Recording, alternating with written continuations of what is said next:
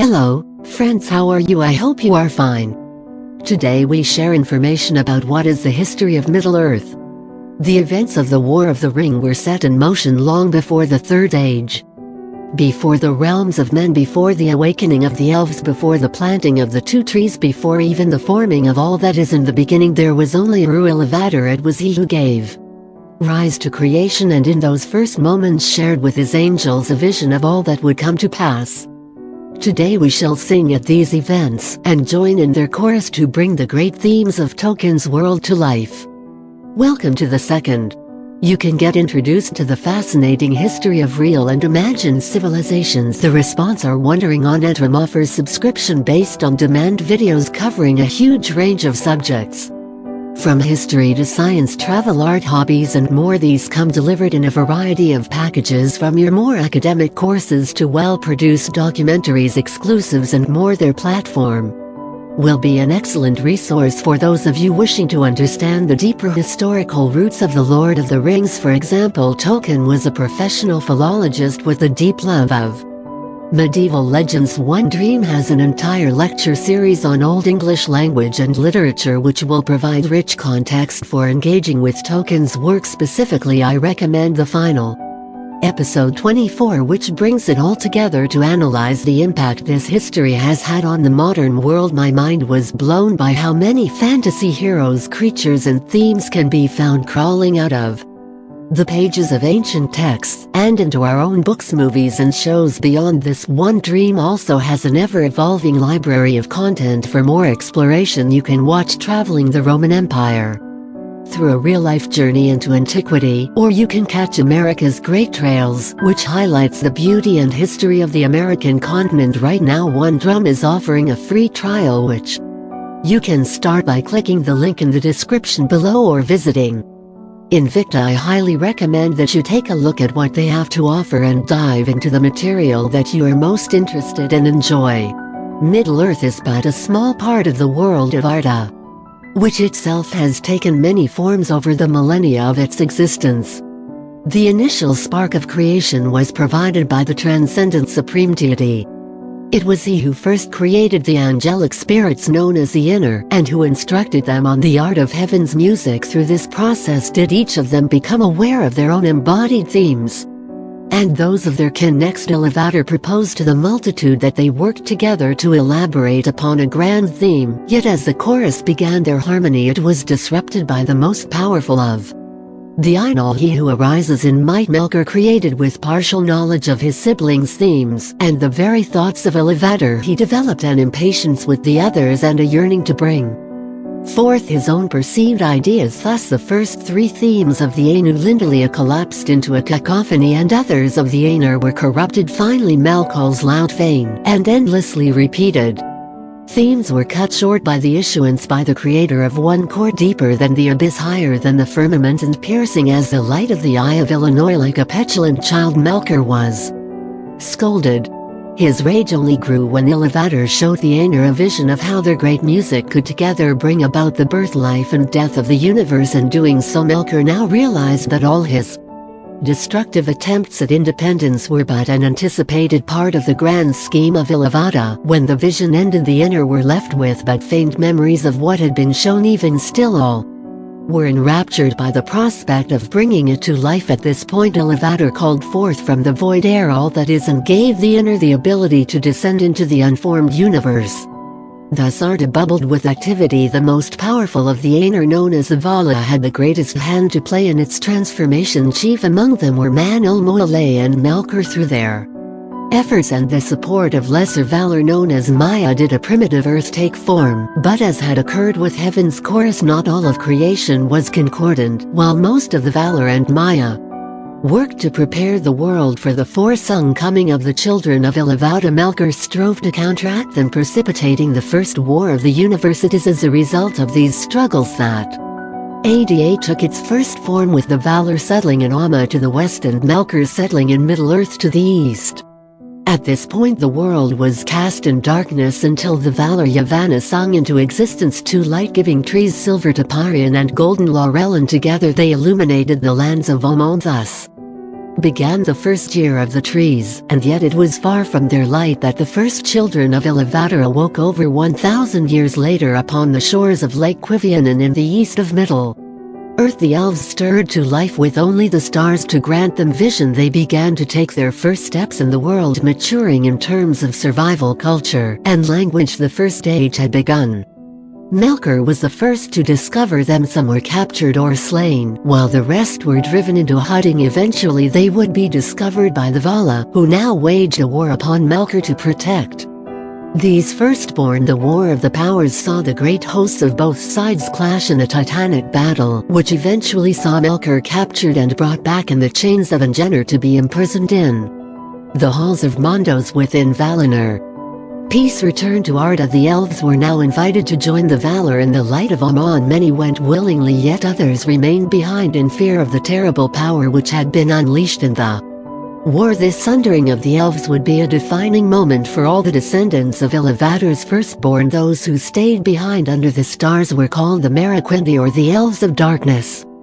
The Avari were those who refused the journey entirely. The Nandar were those who made it as far as the woodlands to the east of the Misty Mountains, and the Sindar were those who stopped in the coastal regions of Belegaer, and those who made it all the way to Aman were known as the Calacundi, or the Elves of Light. They included the Vanya under King Ing the Noldor, and the King Fenway and the Falmari under King Always. Over the following years, the elves blessed with natural fortitude and immortality would begin to populate their respective corners of Arda. They sired great lines, built large cities, and developed impressive cultures. The elves of Aman did so under the direct guidance of the Vala, and thus rose to the greatest heights. Soon they would be joined in Arda by the awakening of the dwarves, whose 7 fathers would go on to serve as kings of their respective clans. However, this period of peace and prosperity would not last. 300 years after his capture, a repentant Melkor would be pardoned by the Vala, but no sooner had he been released than his hands turned to mischief. This time, however, his methods of ruination proved more subtle.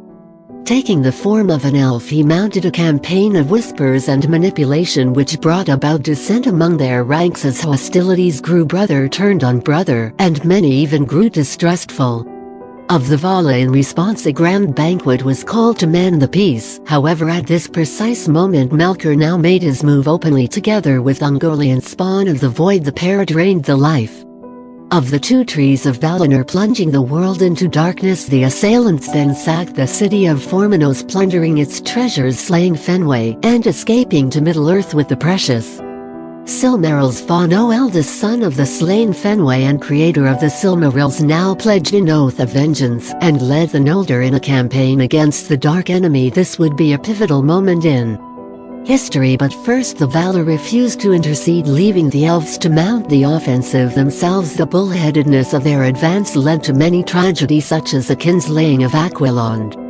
where the Telfari were slaughtered in the hasty process of commandeering their vessels for the journey. This gravest of sins would stain the expedition as it sailed to Middle-earth. The Valar passed judgment upon them in the doom of Mondos. Tears unnumbered ye shall shed, and the Valar will fence Valinor against you and shut you out, so that not even the echo of your lamentation shall pass over the mountains on the house of Fëanor. The wrath of the Valar lieth from the west into the uttermost east, and upon all that will follow them it shall be laid also. Their oath shall drive them, and yet betray them, and ever snatch away their very treasures that they have sworn to pursue to evil. And shall all things turn that they begin well by treason of kin unto kin, and the fear of treason shall this come to pass, the dispossessed shall they be forever. Upon hearing this, some elves returned immediately to seek repentance, while the remainder of the Noldor pressed on. Terrible woes accompanied their journeys, and the conflict to defeat Melkor soon spiraled into the multi-century War of the Jewels. During this time, many new kingdoms would be formed by the elves as well as by the men, who awoke in the year 1500 alongside the creation of the sun and the moon. But the arrival of man was less than idyllic. Unlike the firstborn, they had short lifespans, and grew up in a time of quarrel. In this chaotic environment, many took the side of the elves, while others attempted to remain neutral, or were corrupted by Melkor to join his side. The next 5 centuries brought with them convulsive periods of escalating violence between the various factions. In the darkest hours of the conflict, the hosts of Melkor brought ruin as orcs, bullrogs, plagues, volcanoes, and all manner of other forces were unleashed upon the land. One by one the kingdoms of men and elves fell. The enemy's dominion of Middle-earth was nearly complete. However, the Valar would finally be persuaded to join the cause in what became known as the War of Wrath. The battles which ensued over the following decades were the largest, bloodiest, and most destructive in the history of Arda. Following the war's climax, Melkor would be utterly defeated, beheaded by the Valar, and thrust through the door of night into the void. In his wake, much of the world was left in ruin as the entire landmass of Valyrian sunk into the sea, though tendrils of evil still survived, including Melkor's lieutenant Sauron, and several of the Bullrocks. They now retreated into the dark recesses of the earth. Likewise, many elves also withdrew from Middle-earth, sailing west to rejoin the Valar in Aman. Yet some of their kind remained behind to tend to the land alongside the races of men and dwarves. Thus ended the First Age. These are the histories recorded by the ancestors and those who still remember their passing. Now let us explore the world of Middle-earth in the Second Age of our time. Though scarred by the past, these lands have begun to heal. Foreign to the northwest lies the coastal region of Lindon. It is here that the High King Gil-galad rules over the elves and their important settlements of Harlan, Falland, and the Grey Havens. He is joined by Elrond, who acts as his chief captain and herald. In days gone by, the elves had once lived closely alongside the dwarves of the Blue Mountains. However, their halls were destroyed during the sinking of Beleriand and now lay abandoned. Foreign to the east extends the weathered hill country of Eriador. Its lands are home to various tribes of middlemen. Among them lies the elven kingdom of Aragon, which is ruled by Galadriel and Celeborn from their capital of Ost-in-Edil. Nestled against the foothills of the Misty Mountains, they maintain cordial relations with the neighboring dwarfs. Of particular note in this regard is the vast underground realm of Khazad-dûm, later known as Moria, ruled by Durian's folk. It is the most famed of all the dwarven realms, owing to its splendid halls, rich mines, and skilled craftsmen. Yet far below, beneath even the deepest holes, exist primordial caverns shrouded in perpetual darkness and gnawed by nameless things. Beyond the Misty Mountains lie the vast forests along the Anduin Valley. These had long been populated by the elven clans, which had not made the original journey to Arman and which now mingled to form the Sylvan Elves. Following the calamitous events of the War of Wrath, they were joined by various elven refugees. Among them was the Sindarin Prince Orifa, who was soon made king of the Woodland realm, and later Amdia, who was made king of Lorien. Around these regions of Rivenian exist yet more clans of men and enclaves of dwarfs. Notably, the two have established symbiotic relations to resist the greater threat of orcs and Morgoth's creatures. In the wilder regions to the north stretches a vast chain of mountains, and beyond them the frigid wastes of Foridwe, where strange folk and stranger beasts lurk. The east, meanwhile, is a wide expanse marked by the course of the river running, which spills into the Sea of Run. Little is known of these lands beyond the hostility of the various tribes of man which fell to the influence of the Dark Lord, turning south when they follow the life-giving flow of the great Anduin River down into the Bay of Belfast. Here the regions of Calinarden and the White Mountains are sparsely populated save for a few settlements and lingering bands of Dryden, while the coastal regions tempt new colonists from other lands. Further south lie the lands of Harad and Kant, which also boasts tribes of men. These lie in the shadow of Mordor, whose volcanic lands have long remained uninhabitable. But we would be remiss not to extend our gaze beyond the shores of Middle-earth, for it is here in the midst of the great Sea of Belegaer that one will find the island of Elenor. Following the calamitous War of Wrath, the Valar had seen fit to raise this new land as a gift to the houses of men who had aided in the defeat of Melkor. Those who followed the Star of Irondale to take up this new mantle were also granted extended life along with increased wisdom and physical traits. They and their descendants would come to be known as the Númenóreans. The kingdom of Númenor was first populated by a wide range of human refugees from Middle-earth. Chief among them was the half-elven Lord Elros and brother of Elrond, who had chosen the life of a mortal. He was crowned Tar Minador in the new capital city of Armanolos in the year 32 of the Second Age. Over the following centuries he would oversee the kingdom's flourishing. This was in large part made possible by the geographic and ecological gifts of the island. At its center stood the holy mountain Minaltama, the pillar of heaven, which dominated the island from its high flattened peak. One could almost see the distant shores of Arman, and it would be from here that the kings of Numenor made their ritual worship to Iluvatar. From its sides descended rolling foothills which extended to the five-pointed peninsulas. The interior was rich in fertile grassland and bountiful woodland, which teemed with all manner of plants and animals. Their great wealth was owed to the nurturing of Vala Ivana and the elves of Arman, who brought many specimens found nowhere else in Middle-earth. The coasts, meanwhile, were also bountiful sources of wildlife, while the deeper ocean beyond hosted many great shoals of fish. Thus it was that the Numenorians quickly flourished. Soon they had established major cities across the 5 districts of the island. Most notable among them was the capital of Aman,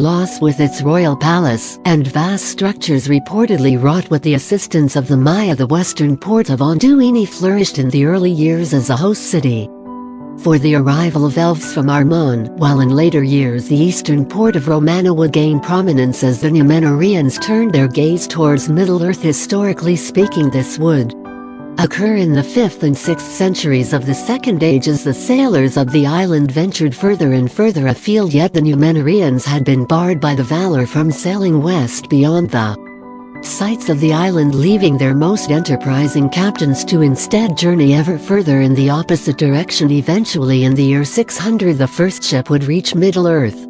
This event sets off a whirlwind of activity. Soon more expeditions were launched. In the words of the lawmaster Pengalot, they sailed from the darkness of the north to the heats of the south, and beyond the south to the nether darkness, and they came even into the inner seas, and sailed about Middle-earth, and glimpsed from their high prows the gates of morning in the east. The initial phase of this golden age of exploration saw the Numenorians establish colonies on the mainland, and rekindle their ancient bonds of friendship with the men, dwarves and elves their ancestors had long ago left behind. The exchange was at first quite fruitful, as these new high men were able to both instruct the ranks of their lesser brethren whilst also learning much from the elves. The next phase of their involvement in Middle-earth, however, would prove transformative as they participated in the struggles against the rise of Sauron. Yet in their greatest moments of triumph came the seeds of defeat. The Numenorians, realizing they were unmatched in strength, now began to see themselves as the rightful masters of the land. They became more exploitative in their dealings with Middle-earth. With eyes turned to greed and empire, they cut down endless forests and quarried vast mines for the construction of ever grander fleets and regal cities, while sailing home not just with gifts but now tribute, taxes and loot. But most pernicious of all would be the jealousy of immortality that they brought home to once again. Pengalot, but the fear of death grew ever darker upon them, and they delayed it by all means that they could, and they began to build great houses for their dead, while their wise men labored unceasingly to discover the secret of recalling life, or at least the prolonging of men's days. This obsession grew ever stronger with each passing generation. Over time it brought about resentment, distrust, and eventually outright hatred of the elves, and even of the Valor, who would not cure them of their mortality. Such was the festering nature of this psychological wound that it would ultimately rupture the fabric of Numenorian society. Though wise and far-seeing leaders would attempt to right the ship, none were prepared for what was to come. I hope you've appreciated our exploration of the incredible works of Tolkien, and found it useful as a primer for a deeper dive into the material. What topics would you like to see us cover next? Be sure to head on over to our Patreon to participate in polls, catch script previews, and get HD downloads of all our art. The wonderful maps for this episodes are also available for purchase on our store, so check it out. We owe a huge debt to our current patrons for funding the channel, and to our researchers, writers, and artists for making this episode possible. We couldn't have done it without. If you like this video, subscribe for more upcoming videos.